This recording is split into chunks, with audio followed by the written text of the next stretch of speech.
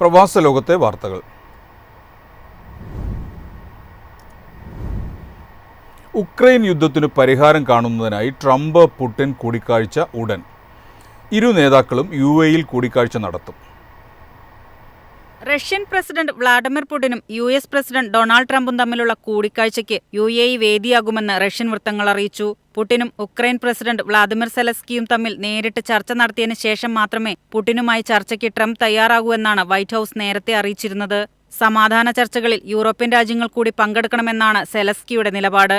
US പ്രത്യേക പ്രതിനിധി Steve Witkoff ബുധനാഴ്ച മോസ്കോയിൽ വെച്ച് 3 മണിക്കൂർ പുടിനുമായി കൂടിക്കാഴ്ച നടത്തിയിരുന്നു. ഇതിനു പിന്നാലെയാണ് ട്രംപുമായി കൂടിക്കാഴ്ചയ്ക്ക് കളമൊരുങ്ങുന്നതായി പുടിൻ സ്ഥിരീകരിച്ചത്. News desk MyFin TV. കുവൈറ്റിൽ സന്ദർശക വിസ ചട്ടങ്ങളിൽ മാറ്റം. വിസ കാലാവധി 1 വർഷം വരെ നീട്ടാൻ അവസരം. സർവകലാശാല ബിരുദം ഉൾപ്പെടെയുള്ള യോഗ്യതാ മാനദണ്ഡങ്ങൾ ഒഴിവാക്കിയതാണ് സന്ദർശക വിസ ചട്ടങ്ങളിലെ പ്രധാന മാറ്റം. കുടുംബ വിസകളിലെ പ്രവേശന നിയന്ത്രണങ്ങൾ ലഘൂകരിച്ചതോടെ പ്രവാസി മലയാളികൾക്ക് കുടുംബങ്ങളെ കുവൈറ്റിലേക്ക് കൊണ്ടുവരാമെന്നത് ആശ്വാസമാണ്. ആഭ്യന്തര ടൂറിസം വളർച്ച ലക്ഷ്യമിട്ടാണ് വിസ ചട്ടങ്ങളിലെ പുതിയ പരിഷ്കാരം. വിസ നിയമലംഘനങ്ങൾ കുറഞ്ഞതാണ് കാലാവധി നീട്ടുന്നതിന് അവസരമൊരുക്കിയത്.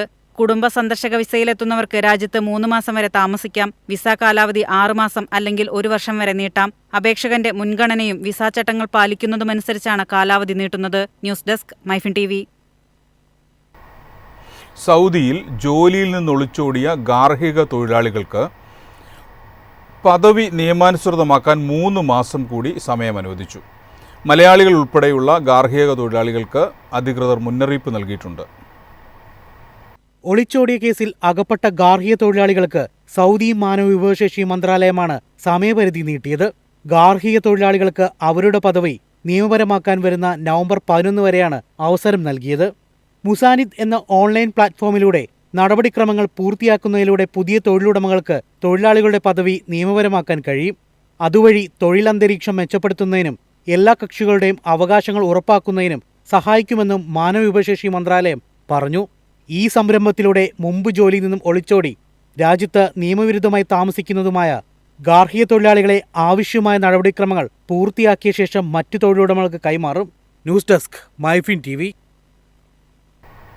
കുവൈറ്റ് ദേശീയ ടൂറിസം പോർട്ടലായ വിസിറ്റ് കുവൈറ്റ് തുടങ്ങി. ലളിതമായി വിസ അപേക്ഷാ പ്രക്രിയ ഇതുവഴി സാധ്യമാകും. കുവൈറ്റ് തങ്ങളുടെ പുതിയ ദേശീയ ടൂറിസ്റ്റ് പോർട്ടലായ വിസിറ്റ് കുവൈറ്റ് നിലവിൽ വന്നു. യാത്രാ സൗകര്യം നവീകരിക്കുന്നതിനും രാജ്യത്തിന്റെ സാംസ്കാരിക പൈതൃകത്തെ ലോകത്തിനു മുന്നിൽ പ്രചരിപ്പിക്കുന്നതിനുമുള്ള ഒരു പ്രധാന ചുവടുവയ്പ്പാണിത്.